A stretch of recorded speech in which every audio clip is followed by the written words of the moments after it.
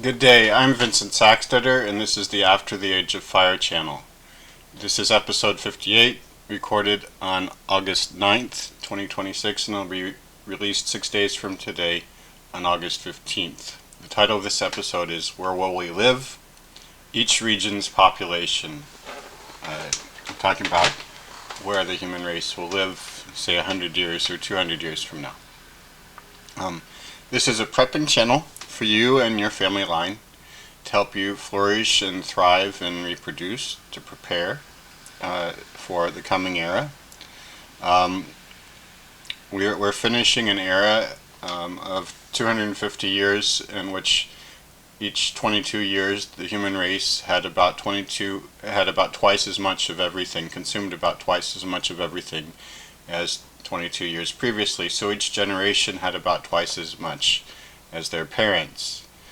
This era is coming to an end. We're in a transition right now from that era into a new era in which we'll no longer have these doublings going on, and instead we'll be consuming about half as much as we do now. In particular, half as much energy as we do now per person.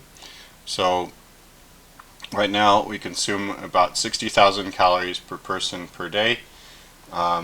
About 41,000 of that is coal, oil, and gas. Another 15,000 is food, fodder, and wood, and another 5,000 or so is from what we call renewables.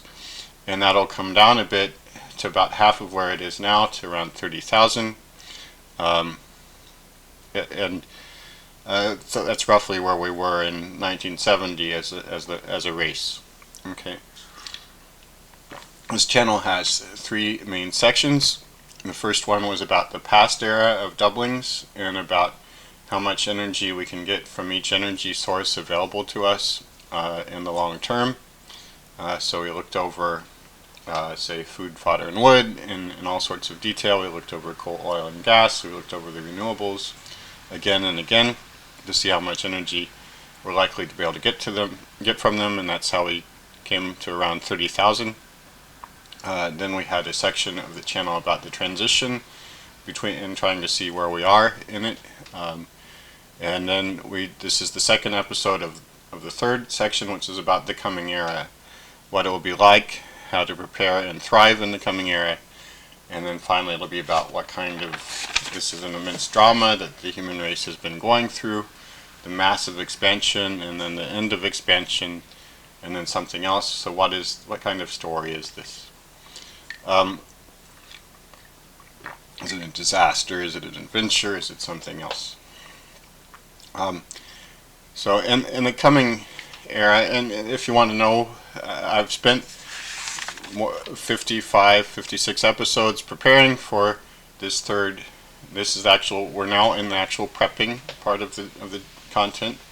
And before getting into the prepping content, I spent 56 episodes, a whole year, from August 2025 to August 2026, telling in detail where all this is coming from. So I figure if you want to, I think it's better to speak softly and carry a big stick, and so that's why I spent a year building the big stick. But now we can finally start hitting at things. And in the last episode we talked about, the last episode was Land is Destiny. Land will go back to being the primary sign of wealth, because most of our energy and it will come from the land again, differently than it is now, but the way it usually was. And so if you want energy, you'll be having people, or you'll be working the land yourself. And the other forms of energy, the coal, oil, and gas, will be supplemental, and the renewables will be even more supplemental. And food, and therefore actually the produce of the land will be far more valuable to us than it is now. More than half of an average family's income will be spent just on food, as it was for almost all of history. Now we get the best harvests from our land and the land lasts. It endures better. It degrades less quickly. I mean, sorry, yeah, or maybe it even gets better if we give it the most personal attention we can. Okay, when you give it very personal care from people with agency who are able to make their own decisions about how to care for the land and what to do with the land, and who are very interested in the land. If you give them agency and responsibility and reasons to care about the land, then they will do. They'll make sure that the land gives them its best. Okay. But it requires a lot of personal attention that people will know every square meter of their land individually and all the big trees and so on. Okay. So, so I said that this episode is about where we will live, okay, and it'll be partly about the small scale things, where will individual people live, and then about large scale things, how the continents will be populated and so on. So let's just ask an obvious question. How much attention can we give to the land with 8 billion people, our current population? Actually, I'm using 7.8 billion because 4 or 5 years ago that was our population, and that's when I did this research for this particular. Anyway, 7.88 billion is about the same. Anyway, with that number of people, you can give one person to each square of land that's 130 square meters, 130 meters on a side. So each person in the world, if you parceled out the world's land, all of it equally between each person would be responsible for 130 on a side. But of course, that'll be a complete waste of energy, of our time, okay, because people should really concentrate on the land that gives the best harvest, the most calories, the most energy, and the most resources. There's no point in dedicating a person to a square of desert that's 130 meters on a side, because it's going to give you almost nothing, unless you have some special tricks up your sleeve, start irrigating it and so on. Okay, so what we really care about for getting energy and other resources is cropland. For energy, it's cropland, and to some extent forest, but primarily cropland. And so we have about 2,000 square meters of cropland per person. So that's a square that's 45 meters on a side. And out of that, about 2/3 of it is we spend on grains. We use about 2/3 of our cropland for grains, and we get almost all of our food energy from grain, or of course feeding the grain to animals and so on. So that would be about a 36 meters on a side square of grain cropland per person. Of course, the amount that you would give to individual people or in individual regions would vary widely depending on whether you are really growing grains, how good the land is. Some grain cropland gives 5 times or 10 times more than other grain cropland. Also, some people will be growing fruits and vegetables. Some people will be pasturing flocks, and some people will be, just overseeing seasonal products that just grow on their own, say chestnuts, and other people will be doing things that support that, living in towns, teachers and lawyers and people who, all sorts of other professions that support this structure. But so there will be all sorts of other considerations. There will be people that migrate, say in the deserts. You can still sometimes get something from the desert by migrating several times a year around the desert with your flocks. So I'll get into this a little bit more in a coming episode very soon. But overall, my main point is that the amount of land that you give to an individual person to be responsible for is rather small. It's much, the kind of care that we're talking about for the land is much more intensive, much more human based than modern factory farms, where you can have farms that are easily a kilometer on a side, and that kilometer is you know, you send tractors and so on across that square kilometer a few times a year, and then people walk through it now and then, but they don't know each square meter. They don't know each 100 square meters. But this is how you would get the best from our land. So overall, if you want to get the most from the land, you're going to have more people where the land is more productive. And that's so if you have a region of very good grain cropland, you'll have an awful lot of people there working with that land to get its best. Okay, if you have a land that's poor grain cropland, or that's better for fruit, then you'll have a different story. And if you have forests, and if you have desert or savanna or whatever, you'll have yet a different story. But overall, if we're in a world where easy coal, easy gas, and easy oil are no longer available, and where more than half of our energy comes from the land, then we will move to where the harvests are, because some land can give you a better harvest than other land. Some land is good for grains and some is not. Some is better grain cropland and some is poorer grain cropland.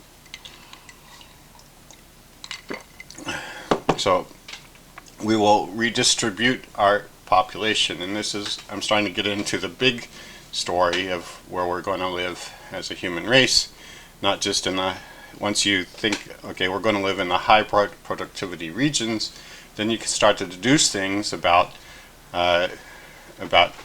say which country will have how much population and so on, which I'll come to in a second. But first I want to talk about how the population redistribution can work. Okay, one option is that you redistribute just by having people in high productivity land. Say you live in say Montana, where the corn harvests are extraordinary, or you live in in the Mekong River Delta in southern Vietnam, where the rice harvests are extraordinary, and those people just have lots of children until they have huge populations packed into these areas, doing wonderful things with the land. That's one thing. You just have more children, and then obviously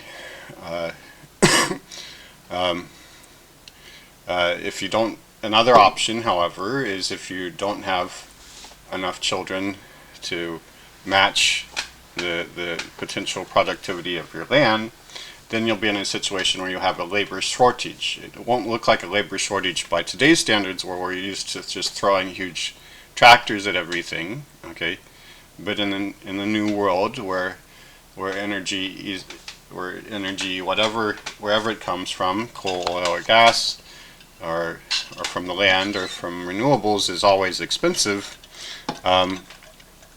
then it will look like a labor shortage. Okay, it will be a labor shortage because you won't have enough people there to get the best out of the land.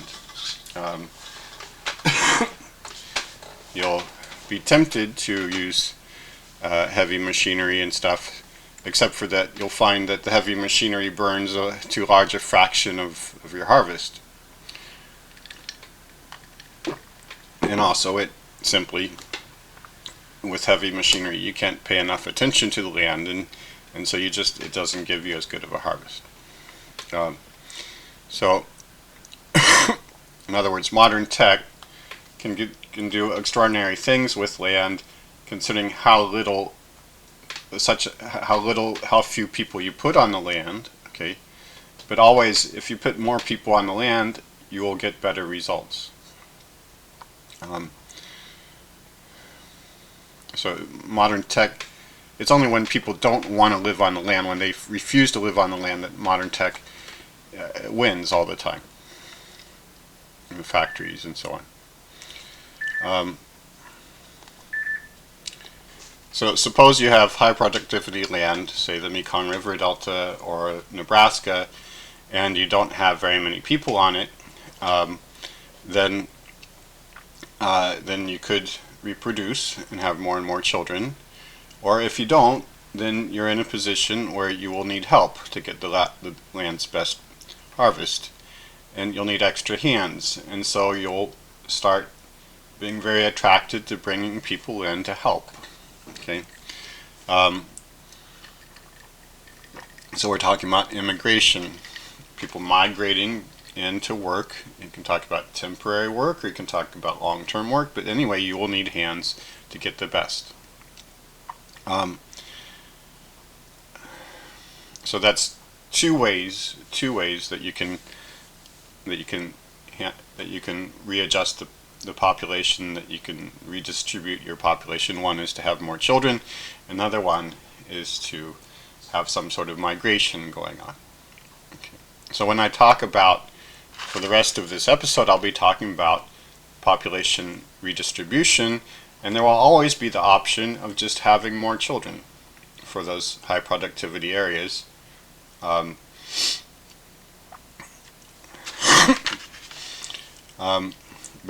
But it's only when people refuse to have more children, or for one reason or another, that migration becomes a certainty. Now, on the other side, the flip side is if your land is low productivity land and you have a lot of people there compared to the productivity, then one option is just to have less children, like so many countries are doing now,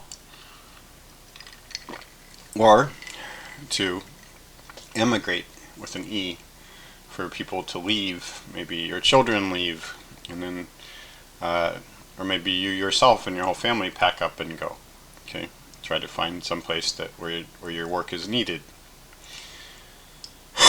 Now, having gone over the possibility of just having more children or less children depending on the land's productivity, or the second option is migration.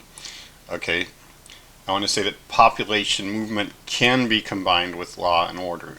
Okay, when I talk about migration and about here, I'm not in favor of just letting whoever thinks they have a right, or whoever wants to come in the border to let them in. Okay, that's a terrible idea. Okay, first of all, this transition into the coming era, which is driven in large part because easy energy will run out, the easy coal, easy oil, and easy gas will run out soon. It will take time. They're minerals, and so the process will take decades. Maybe 50 years or more. So there's time for considered action. It's not like we hit a brick wall and suddenly we have to instantly adjust our population. And moreover, there's some room for lag time, that even the population redistribution can run slower, run behind, decades behind the transition and from easy energy to expensive energy.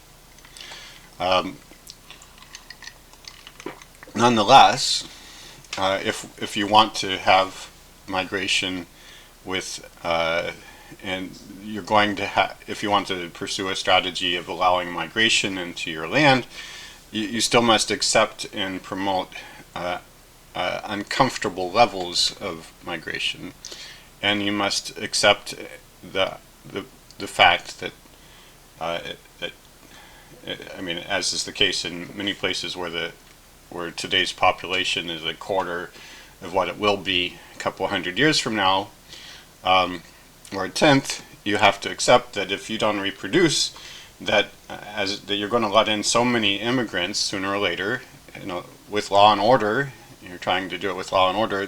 That sooner or later you will be a minority on what you consider your own land. Okay, And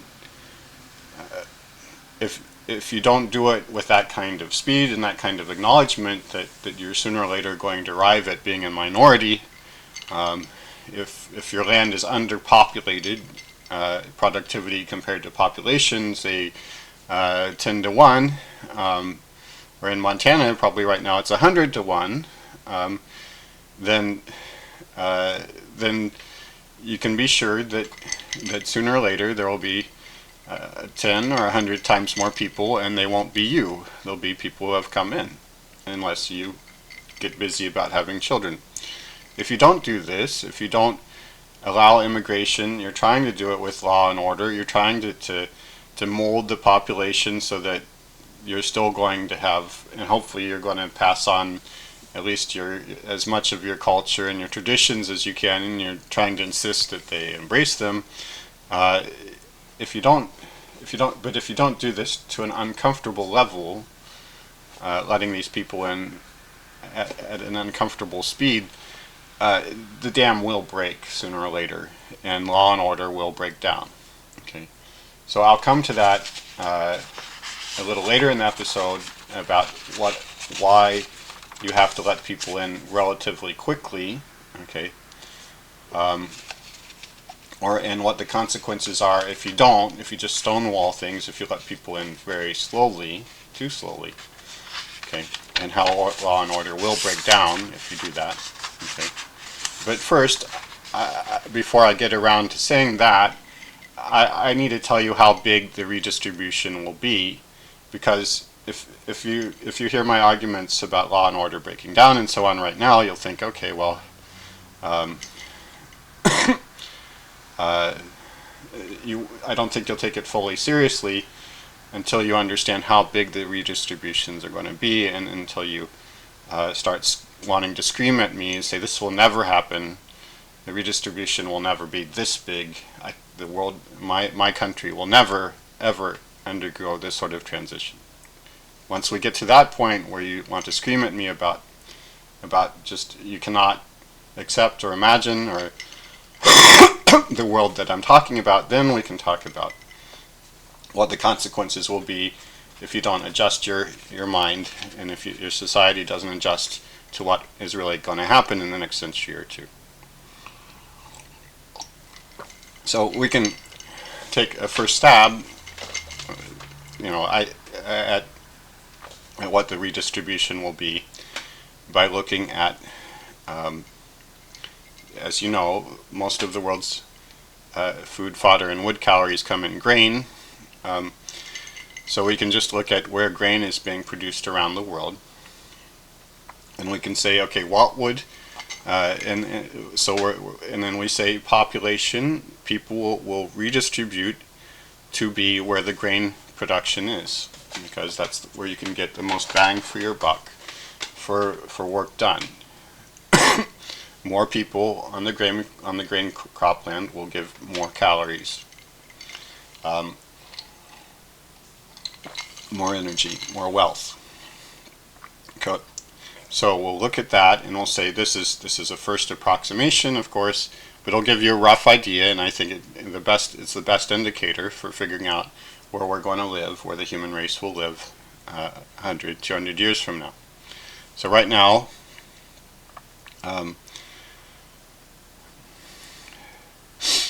the worldwide average production of grain per person is about 390 kilos of grain per person.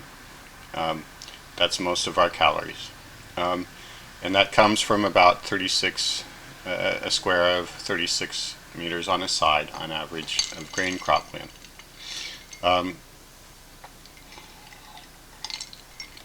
So what I'm going to imagine, and remember this is just a first approximation, just to give a rough idea of where we're going, okay, and where the population is going. There's all sorts of complications and so on, and you can argue about details, but this will give the broad details, the broad story of where we're going to live. So what would the world be like if there were one person for each 390 kilograms of grain productivity. So you look at, say, the grain production in the United States and Canada, and you say, suppose that population redistributed until there were as many people in those countries as required to match 390 kilos per person, or one person per 390 kilos of grain productivity. So right now, actually the United States and Canada produce far more grain per person than that 390 kilogram total. Okay, so I'm saying, what if we gave the United States and Canada sufficient attention? Right now they're underpopulated compared to their grain production. Well, if we did that, right now their population is together 380 million people. Their population would go up to 1.2 billion. So 1,200 million people. Bear in mind that these two countries are on target to lose 20 million people by 2065 if you look at their reproduction rates. Okay. But if you were to match the population to the grain production, then, which was what you would need to do roughly in order to get the best possible harvest from that cropland, you would multiply the population of these countries by 3. And as it is, actually, the United States and Canada have some of the best cropland in the world, and they use far less of their cropland for grain than is done in other countries. For instance, in China and South Korea and Japan, roughly 88% of the cropland is used for grain, and in the U.S. U.S. and Canada, I think it's less than half. So if you were to adjust not just to how cropland is being used today in the United States and Canada, but the potential calorie production from that land, then you would take the population up to 2.5 billion, not 1.2 billion. In other words, if you match the population to the land in the United States and Canada, you would at least take the population up to 1.2 billion, and maybe up to 2.5 billion if you decided to use, as is done in many countries, most of the land for grains. So that's where at least 1 billion of the population of the United States and Canada is going to be at least 1 billion 100, 200 years from now, or maybe 2 billion.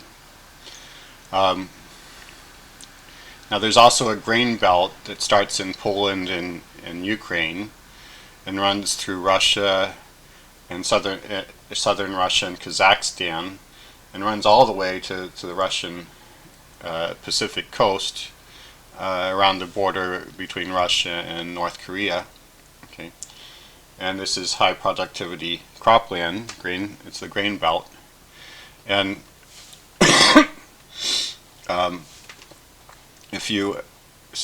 let's think about Russia and the former Warsaw Pact, all those countries that were part of the USSR and the Warsaw Pact.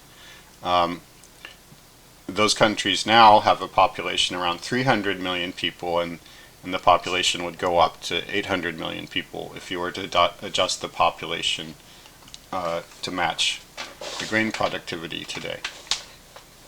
So for instance, Russia itself, as it is now, has a population around 140 million, and its population will go up to something more like 400 million. Okay, so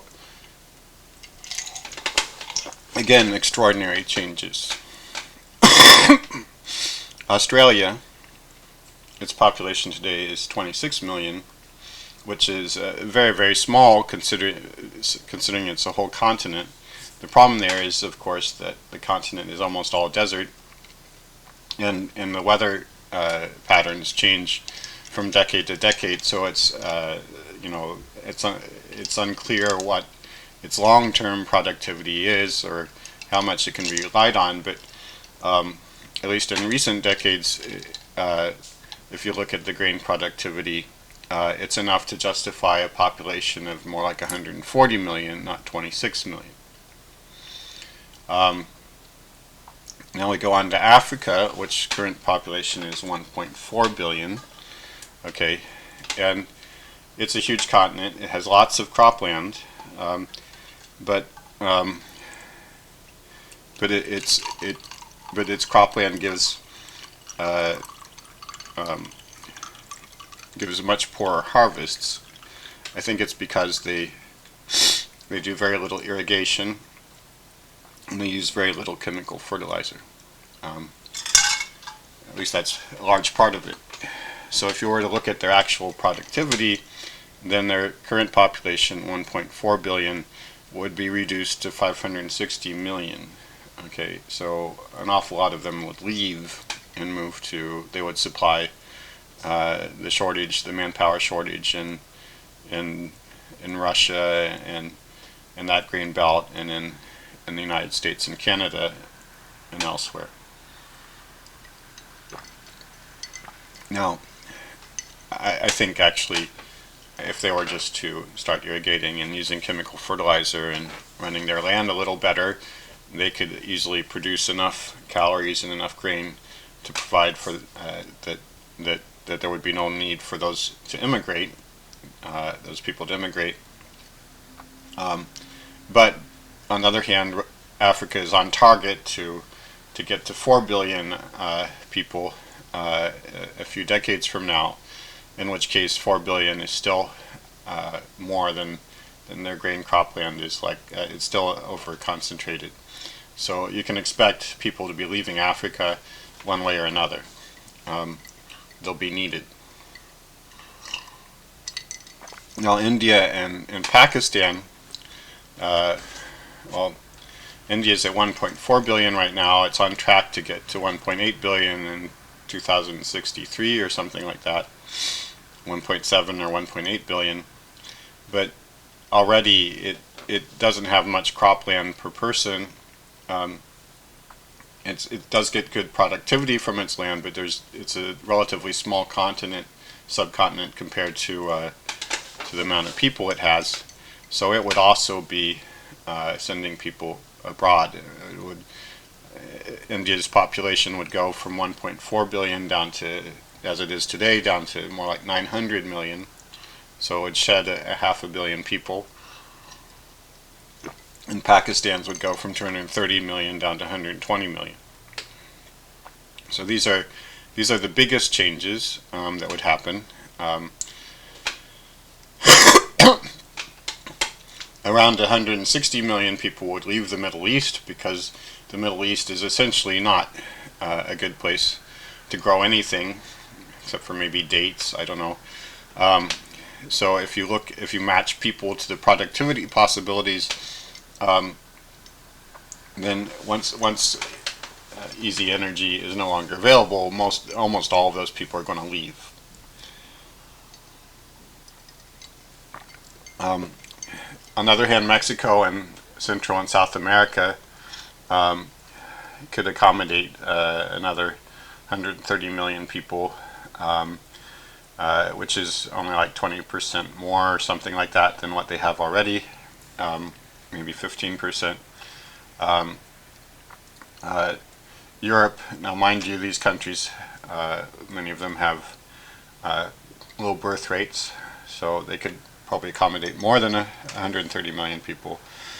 Same story with Europe, leaving out the former Warsaw Pact countries, in other words, Western, Southern, Northern Europe.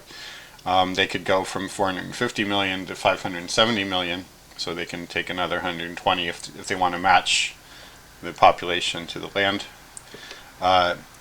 East Asia, that means China, South Korea, and Japan, would be roughly stable at where it is now, around 1.7 billion. Okay. Of course, these places have the lowest birth rates in the world, in particular South Korea, but China and Japan with them. So if they want to maintain at 1.7 billion, they're going to need a lot of people to come in. In fact, it's a certainty. People are going to be coming in here. and and also Southeast Asia, which the population birth rates aren't so bad in many of the Southeast Asian countries. They'd be roughly stable at 700 million. So, to conclude all of this, in a world with 8 billion as it is now, or maybe 10 billion, let's say 10 billion, that's where we'll be a couple decades from now, then if you match the population to the farmland, okay, then the United States and Canada will expand from the current 380 million people to 2+ billion people. Okay, you can expect long term the population of the United States and Canada together to be around 2 billion people. Almost all of those in the United States. Canada doesn't have so much good grain cropland because it's just too far north. You can expect China, Japan, and South Korea to have a population of around 2 billion. And you can expect Africa to have a population of around 2 billion. These are the three big areas, the 2 billion person areas of the world. Then you have another tier, the 1 billion or so areas of the world. One is the Indian subcontinent, India, Pakistan, and Bangladesh, which together would have about around 1 billion. You'll have maybe 1.1, I don't know. Then you'd have the Russia and former Warsaw Pact countries, which would have a population again close to 1 billion, maybe 800 million. You have Southeast Asia with a population of maybe 700 million, still close to 1 billion. And you have South America with a population of perhaps 800 million. Okay, these are the 1 billion sized areas. Now I think maybe if you were to go about converting all of the Amazon into farmland in a systematic way, doing your best to take care of it, then maybe South America could accommodate considerably more than 800 million people. But on the other hand, I kind of doubt it. I think there are reasons why we've left that land the way it is. It's not just biodiversity, it's just hard to farm and hard to get anything from it long term. Then there are the smaller areas like the Middle East, where I've said most of the people will leave. I brought for the stands, the countries between Iran and India that end with stan and are a hot spot of population growth right now. Well, I already covered Pakistan and Kazakhstan, which are most of the population. And then we would have Australia, which would perhaps go from 26 million to 140 million. Okay.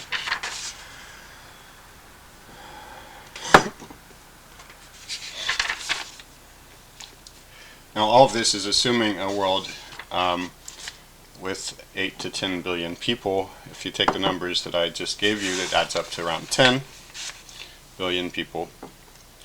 I'll talk about a little later, toward the end of the episode, we're coming closer to the end, about what if the population were larger or smaller, and what is likely to be the total world population long term. What if it's not 10 billion? Okay, but already this general structure will remain the same. You'll have the big three are the United States and Canada, and then Eastern Asia, China, Japan, and South Korea, and then Africa, and then you have some follow runners up, and the Indian subcontinent, Russia and the Warsaw Pact, Southeast Asia, and South America.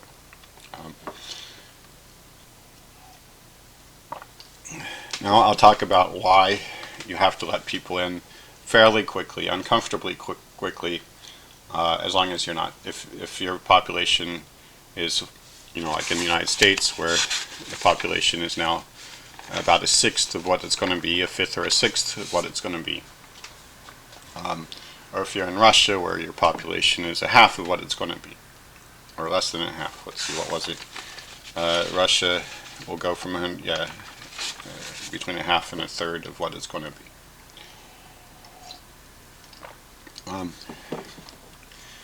So why you have to let them in if you're not going to ramp up your childbearing? It's because if you have less people, you're in a land that's blessed with a lot of good farmland, but you have less people, then you'll have a smaller harvest from that land, and you'll therefore, since you have a smaller harvest, and harvest in the coming world will determine everything. It'll determine how much money you have, your standing among your neighbors, neighboring provinces or neighboring countries or neighboring continents. It'll determine your ability to keep yourself and your population secure. It'll determine your power. Okay. So that's if you have too few people. You'll have less money, less standing, less prestige, less security, and less power. Okay. Now, so therefore, underpopulated regions will always find immigrants attractive, in fact, impossible to resist. And this will be even more so in the current situation, where many of these regions that are underpopulated are not reproducing. In fact, their populations are naturally shrinking, and are also, many of them, quite rich regions. So some of the reasons, I think the biggest single reason why you will want to import people is because those people will bring in a vitality that you don't have. I think many of the rich countries of the world are under the illusion that they still possess far more vitality than they do. They still think of themselves as thriving cultures and so on, but it doesn't take a lot of examination to compare yourself to your country 100 years ago, or the energy and inventiveness of your people compared to the energy and inventiveness of people. And if you were actually to go to some of these so-called developing countries and see what these people are up to. Anyway, if you want vitality, you'll import it. If you want energy, you'll get more energy the more people from your land, the more people you bring in. More wealth, more originality. There'll also be people if you're a richer country, there'll also be people in these other countries targeting you. Some of them will be scammers, trying to just scam their way in, and some of them will succeed. There will also be romantic and sexual reasons to bring people in. If you're from from a country where the average age is 45, and it's natural for the men and also women to be attracted to possibilities of romantic or sexual liaisons with people from other interesting countries and perhaps much younger. Or not so much about the romance or the sex, but if you're in a country where nobody's reproducing, and then if you just want to have a family, you want to have a woman or a man who's serious about marriage in some sense, or if you want to have some hope of having some children, like here in Korea, where the average number of children per mother is right now something like 0.75. So a man growing up here knows that or for that matter probably a woman, but that if he marries well, first of all, he knows that the women just aren't interested in marrying. So if you have an unusual man who's interested in marrying and having a family of 4, he can be sure that he's not going to find that woman here in Korea. Same thing with a woman.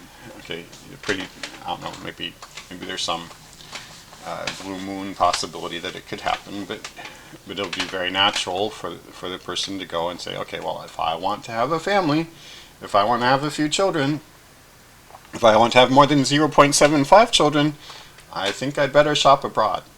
Okay. You should also be aware that when you bring in one person from abroad, that person will always do their best to bring in family and friends. So you're not bringing in one person, you're bringing in several or many whole families. Also, in many of these countries that are underpopulated and rich, immigrant labor will be needed for things like farming or nursing or construction. In many countries, and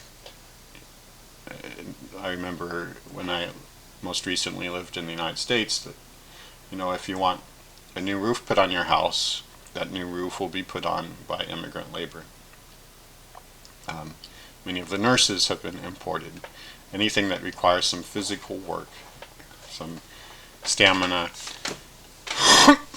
is and farming, is one of them. We'll need immigrant labor. Also housework, child care, care for elderly people. You want those services, you'll be shopping abroad. It's also natural to look for military people, military men from abroad. So, for instance, you're here in South Korea. Korea has one of the largest armed forces in the world, and it's in a permanent standoff with North Korea. That, in theory, a full-scale war could start any second, and it's just not having children. And so,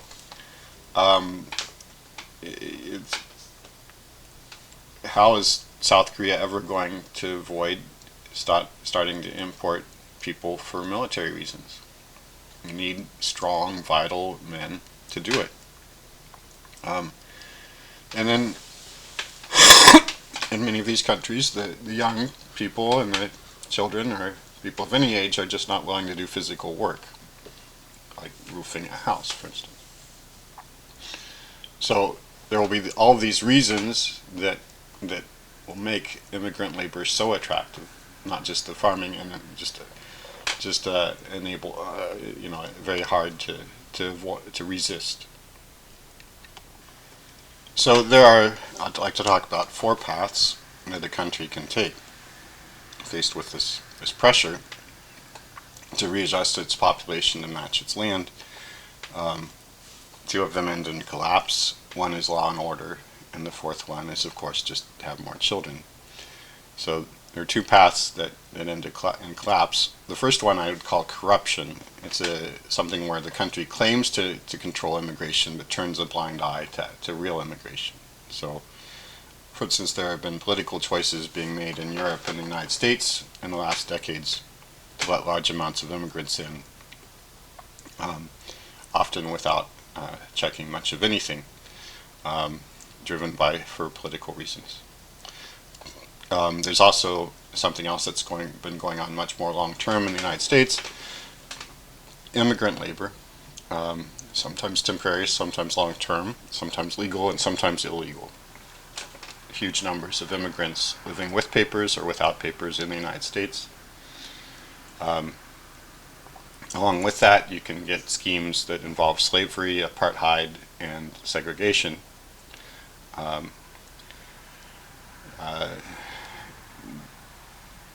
I think all of those count under the corruption category, where you claim you're controlling the problem and you're really not. There's also organized crime, where crime syndicates, mafia, and so on find ways to get people in, and where you have porous borders, where on paper there's law and order at the border, but in action there are ways to get in. Okay, and all of these corruption alternatives, and probably many of them going on at once, will involve incremental destruction of the real border, of the real control over the border. So another option is to keep a firm boundary, just build a stone wall, and maybe you let technical workers come in if they're immensely qualified, and so on. but essentially let almost no one in and keep wages high inside of your own country. And I think this is the story of the United States from the 70s up through the 2000s, but not recently. Recently it's more the corruption. So the corruption was already in place. We already had lots of immigrant labor.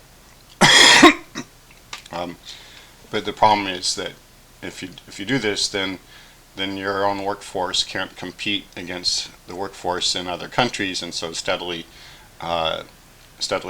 companies will move their business abroad, and you'll lose competitiveness. Your economy will fail, and you'll move from manufacturing into services and finances, and then later into just DoorDash and fast food. And you'll steadily lose on the geopolitical stage. You'll steadily lose parity with other countries' status, and others will pull ahead more, and you'll become more and more insecure. Which has happened to the United States, for instance. And both of these scenarios, the corruption scenario and the firm boundary scenario, excuse me, both of these scenarios will finish with economic failure of the country, or being controlled and pushed around by other countries or companies, or by defeat in war, where your boundaries are violated once and for all, or by civil war. And whatever the outcome, and maybe several will happen more or less at the same time, the result will be open borders. Somebody will be dictating to you, saying you'll let these people through. A third option is the firm control, law and order, deliberately bringing people in but fitting them in, being very selective, as selective as possible, given that you need to let people in. You're aiming at a melting pot, hopefully, and you're trying to ensure that melting pot scenario by whatever means. And the means may seem very stringent, draconian, but you're doing whatever required to try to maintain law and order over a period of 50 to 100 years while letting lots of people in. Okay, and the fourth option, of course, is to have more children. I think actually the belief that you can have a country or a region that flourishes without having as many children as it, without having many children, I don't know about having, doing the absolute maximum, but without having many children, is a luxury belief. It's a fantasy. If you don't solve your problem with having more children, then you are between a rock and a hard place, and the best option is to very deliberately and thoughtfully maintain law and order while doing uncomfortable things. The other possibilities I've already sketched for you. Finally, I want to discuss what about the total world population. I discussed what our regional populations will be if the total world population is around 10 billion, 8 or 10 billion. And overall, if it's different, if it's smaller or bigger than 8 or 10 billion, then we'll still have people distributed to match the farmland. So we'll still have roughly 20% of the world's population in the United States and Canada, 20% in China, South Korea, and Japan, 20% in Africa, 10% in the Indian subcontinent, 10% in Southeast Asia, 10% in South America, and 10% in the Russia and Warsaw Pact area, and smaller amounts in other regions.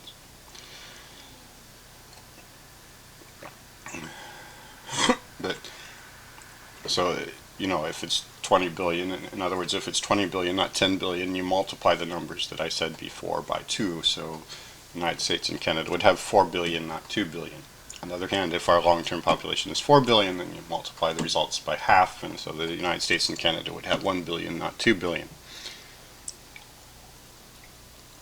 Now, what can we say about what the world's long-term population is going to be? And in my opinion, in the past, our population has always grown to match our food supply.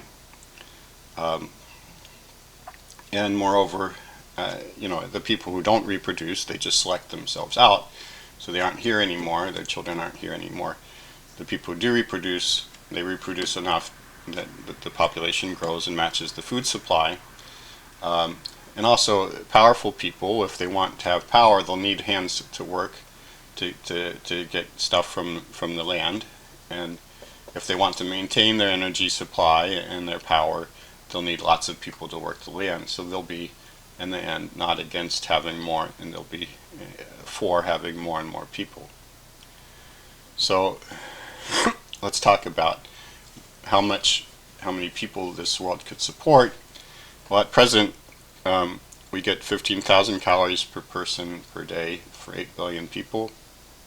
And we discussed at length in several episodes earlier in this channel how much we could possibly get from our land, from our food, fodder, and wood. And with an awful lot of work, maybe a century or two from now, we could just get instead 30,000 calories per person per day. It would be an awful, and that's chancy. There's an awful lot of unknowns in there, but perhaps we could get up to 2 times more. Okay. Anyway, let's say right now with 15,000, how are we spending that? We spend about 2,400 calories of that on wood, 700 calories on fuel, biofuel, and then 12,000 more calories that goes, well, of that 12,000 that's food, about 2,700 ends up on our tables, we eat it, and another 9,000 or so goes to livestock and waste. So, in other words, out of the 15,000, 9,000 is not really of direct use to us, except for perhaps for feeding our animals.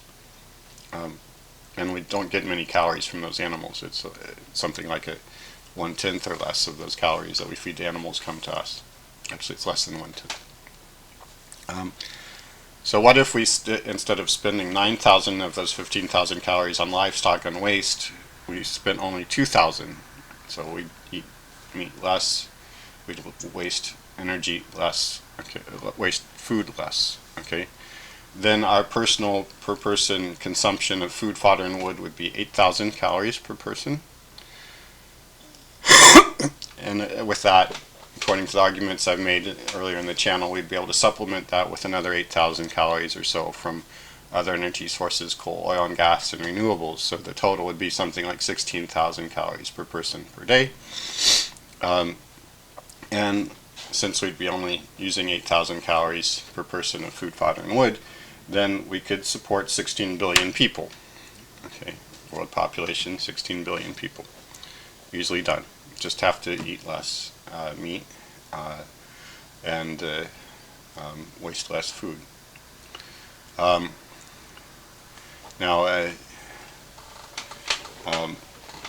let's talk about where that would place us worldwide compared to countries worldwide. Countries that right now have 8,000 calories of energy per person generally have a GDP of around $2,000 per person. And some examples are the Philippines, Pakistan, Sri Lanka, Nigeria, Angola, Bangladesh, Cambodia, Myanmar. Together, that's probably already 1 billion people. If you had 4,000 calories per person, it would be more like you'd be down in the category of Nepal, Cameroon, Yemen, and Haiti. So less pleasant. So that's sort of, if you want to see what life would be like for the world, a world of 16 billion people living on 8,000 calories of food, fodder, and wood, and 8,000 calories of other things, you just look to those countries that I just mentioned, like the Philippines or Nigeria, and see how they're living. Okay. Maybe out of 8,000 calories of supplements, from 4,000 would come from from coal, oil, and gas, and 4,000 from the renewables. The amount of money required to purchase that amount of renewables, say wind turbines or solar, is about $1,000 per person. And that compares well to the GDP in these countries, which is 2,000 per person per year. So it's doable. You could live that way. So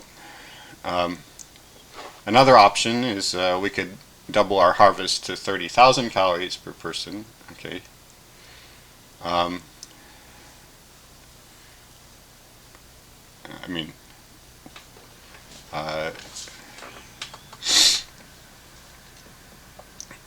um, and then we could, but we could split that among people, and if we got more productivity from our land, then we could even think about taking our population up to 30 billion while maintaining the 8,000 calories. Now maybe having more hands would help with doubling the harvest. Maybe we really could get to that sort of productivity.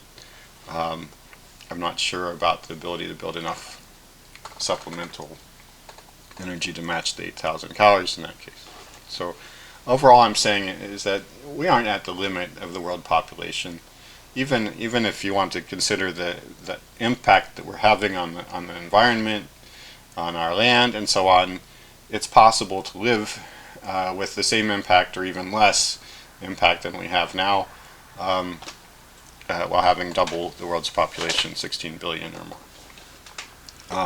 And I think in general there's no need to worry that the human population will go extinct. There is a certainty that many of the world's countries right now are selecting themselves out, but some are not, and the people, the families, the regions, the towns, and the countries that don't select themselves out will thrive and eventually dominate.